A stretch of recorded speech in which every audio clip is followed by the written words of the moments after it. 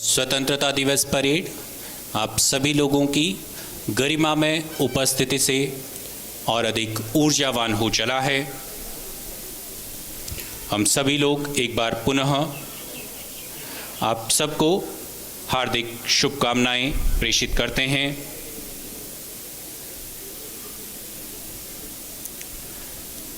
आज का यह पुण्य अवसर जिसमें हम सबकी शुभकामनाएं सुखी सभी हों, कृषक और श्रमजीवी को जन को मान मिले, उन्नत हो अभिशप्त दीन को वैभव का वरदान मिले, साम्य सलिल की अनुपम धारा बहती विमल विशेष रहे।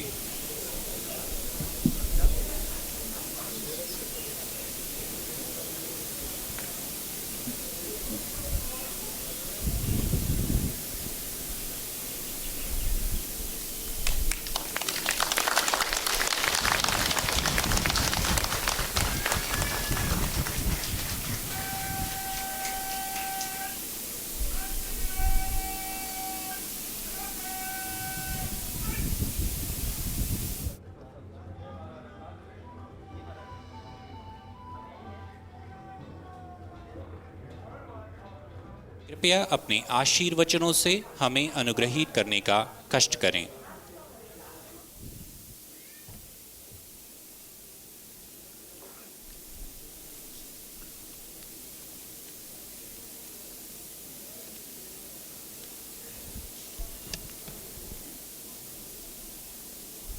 स्वतंत्रता दिवस के इस पावन पर्व पर समारोह में उपस्थित हमारे उत्तराखंड विधानसभा के अध्यक्ष आदरणीय प्रेमचंद अग्रवाल जी, हमारे राज्यसभा के सांसद आदरणीय नरेश बंसल जी, हमारे लोकसभा टिहरी की लोकप्रिय सांसद आदरणीय महारानी जी, हमारे इस क्षेत्र के लोकप्रिय विधायक आदरणीय खजानदास जी, हमारे देहरादून के मेयर सुनील उनियाल गामा जी, मेरे साथ यहाँ पर उपस्थित आदरणीय विश्वास डावर जी, यहाँ पर हमारे बहुत सारे महानुभाव, अब मैं नाम की औपचारिकता में नहीं जा रहा हूँ, सभी उपस्थित सभी अतिथिगण और हमारे प्रदेश के मुख्य सचिव संधू साहब, पुलिस महानिदेशक अशोक जी, सभी अधिकारीगण, सभी कर्मचारीगण, सभी उपस्थित पत्रकार मित्रों, छायाकार बंधुओं, मैं सबसे पहले तो 75वें स्वतंत्रता दिवस की आप सबको हार्दिक बधाई एवं शुभकामनाएं देता हूं। आज का दिन इसलिए भी अत्यंत महत्वपूर्ण है कि आज से हम भारत की स्वतंत्रता के 75वें वर्ष अर्थात हीरक जयंती वर्ष में प्रवेश कर रहे हैं। आज हम जिस खुली हवा में सांस ले रहे हैं वह महान स्वतंत्रता के सेनानियों के त्याग एवं बलिदान का प्रतिफल है। इसी त्याग एवं बलिदान के प्रति कृतज्ञता व्यक्त करने के लिए हमारे देश के यशस्वी प्रधानमंत्री जी ने एक नए संकल्प के साथ आगे बढ़ने के उद्देश्य से सभी देशवासियों का आह्वान किया है कि स्वतंत्रता के इस पावन पर्व को अमृत महोत्सव के रूप में मनाया जाए। माननीय प्रधानमंत्री जी ने सनातन भारत की नींव पर न्यू इंडिया के निर्माण का जो संकल्प लिया है उसे सिद्ध करने के लिए हम सभी 130 भारतवासियों को अपना हाथ आगे बढ़ाना होगा, तभी स्वतंत्रता के इस अमृत महोत्सव का उद्देश्य पूर्ण होगा। माननीय प्रधानमंत्री जी ने जिस दिन ठीक आज से एक दिन पहले, आज के दिन हमें भारत को आज़ादी मिली, भारत का हम स्वतंत्रता दिवस मना रहे हैं, उससे पहले 14 अगस्त की मध्य रात्रि को जो विभाजन की विभीषिका स्मृति दिवस के रूप में भी मनाने का आह्वान किया है। यह दिवस जहां एक ओर हमें विभाजन की दुखद त्रासदी से मिले सबक का बोध कराएगा, वही हमें आपसी भेदभाव, वैमनस्य एवं दुर्भावना के जहर को भी खत्म करने के लिए प्रेरित करेगा। मैं देश के स्वतंत्रता संग्राम में अपने आप को आहूत करने वाले तथा देश को नेतृत्व देने वाले सभी महान विभूतियों को नमन करता हूँ।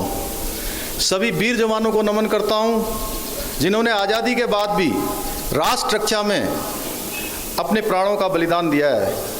सीमा पर खड़े सैनिकों को, वीर सैनिकों को, जिनके कारण से हम आज़ाद हिंदुस्तान में खुली हवा और खुली सांस ले रहे हैं, मैं उन सैनिकों को प्रणाम करता हूं जो प्रतिकूल से प्रतिकूल परिस्थितियों में भी देश की एकता एवं अखंडता को रक्षा हेतु तत्पर हैं। मैं आज के इस पावन अवसर पर जिन्होंने उत्तराखंड के आंदोलन को आगे बढ़ाया, जिन्होंने राज्य निर्माण में अपना योगदान दिया, ऐसे सभी अमर शहीदों और आंदोलनकारियों को भी श्रद्धापूर्वक नमन करता हूं। भाइयों और बहनों, 21वीं सदी के इस दौर में हम एक नए भारत के निर्माण हेतु अपना सर्वश्रेष्ठ प्रदर्शन करना होगा। राष्ट्र सेवा के लक्ष्य को आत्मसात कर नई नीति और नई नीति के साथ आगे बढ़ना होगा। तभी हम एक भारत श्रेष्ठ भारत की परिकल्पना को साकार कर पाएंगे। माननीय प्रधानमंत्री जी श्री नरेंद्र मोदी जी के विजन और संकल्प शक्ति से पिछले 7 वर्षों में देश ने कई ऐतिहासिक उपलब्धियां प्राप्त की हैं।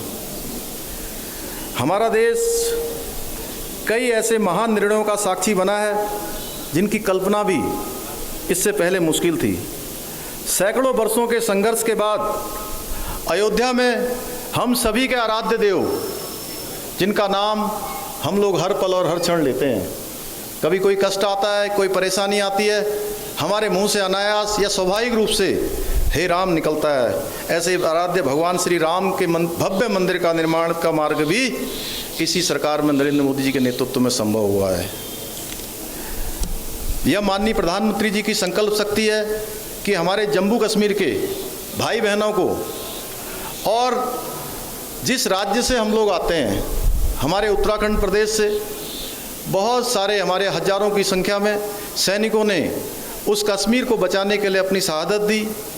उस धारा 370 और 35A से भी आज़ादी दिलाने का काम देश के यशस्वी प्रधानमंत्री नरेंद्र मोदी जी के नेतृत्व में हुआ है।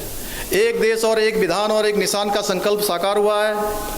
मुस्लिम बहनों को 3 तलाक से हो रहे शोषण से आज़ादी मिली है। भारत विरोधी ताकतों को मुंहतोड़ जवाब दिया जा रहा है। आज देश का हर घर बिजली से रोशन है। करोड़ों परिवारों को दुनिया की सबसे बड़ी स्वास्थ्य सुरक्षा आयुष्मान भारत से स्वास्थ्य रक्षा कवच मिला है। उज्ज्वला योजना से हमारी माताओं बहनों का जीवन आसान हुआ है। पहले के समय में हम सब लोगों ने महसूस किया है कि हमारी माताएं बहनें जो गरीबी में अपना जीवन जीती हैं, उनके खाना बनाते समय उनके पेट के अंदर सैकड़ों बिजली और सिगरेट के बराबर धुआं उनके अंदर चला जाता था। उससे निजात दिलाने का काम भी हमारे देश के यशस्वी प्रधानमंत्री नरेंद्र मोदी जी के नेतृत्व में हुआ है। कोरोना के इस मुश्किल दौर में भी आदरणीय मोदी जी के नेतृत्व में भारत ने एक सफल लड़ाई लड़ी है।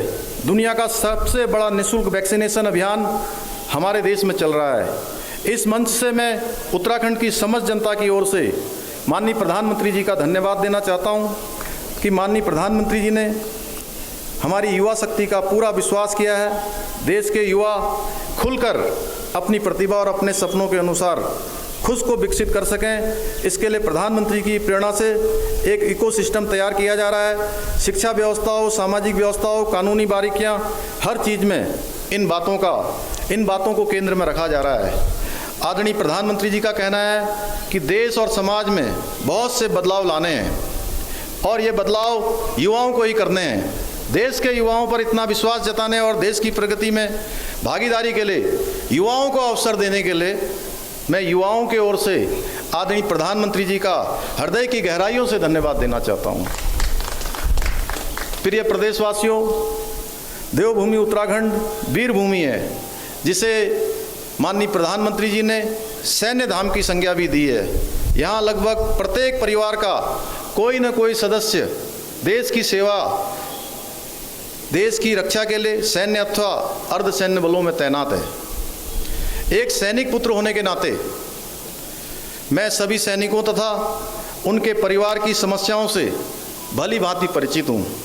हमारी सरकार शहीद सैनिक परिवारजनों के साथ खड़ी है। हमने शहीद सैनिकों के परिवार के एक सदस्य को उसकी योग्यता के अनुसार सरकारी नौकरी देने का प्रावधान किया है। विशिष्ट सेवा पदक से अलंकृत सैनिकों को अनुमन्य राशि में कई गुना बढ़ोतरी की गई है। उत्तराखंड से द्वितीय विश्व युद्ध की वीरांगनाओं एवं पूर्व सैनिकों को प्रतिमाह दिए जाने वाले पेंशन को 8,000 रुपये से बढ़ाकर 10,000 रुपये करने का भी निर्णय किया है। हमारे राज्य की प्रति व्यक्ति आय औसत आय से अधिक है। उच्च आर्थिकी विकास के साथ साथ सोशियो इकोनॉमिक इंडेक्स में भी हम अच्छा प्रदर्शन कर रहे हैं, लेकिन हमें अभी भी एक लंबा सफ़र तय करना है। क्षेत्रीय असमानता को दूर कर तथा राज्य के प्रत्येक युवा, महिला, किसान, व्यापारी के चेहरे पर मुस्कान लाना हमारा परम लक्ष्य है। भाइयों और बहनों, उत्तराखंड सरकार भ्रष्टाचार मुक्त शासन प्रशासन सुनिश्चित करने के लिए प्रतिबद्ध है, संकल्पबद्ध है। E cabinet, e office, CM dashboard, Utkarsh CM helpline, 1905 सेवा का अधिकार और ट्रांसफर एक्ट की पारदर्शी व्यवस्था के चलते कार्य संस्कृति में गुणात्मक सुधार हुआ है। हमने युवाओं को रोजगार के सर्वश्रेष्ठ अवसर उपलब्ध कराने की भी प्रतिज्ञा की है, एक संकल्प लिया है और इस दिशा में हमने मजबूत कदम भी उठाए हैं। हमने विभिन्न विभागों में लगभग 22 से 24 हज़ार रिक्त पदों और बैकलॉग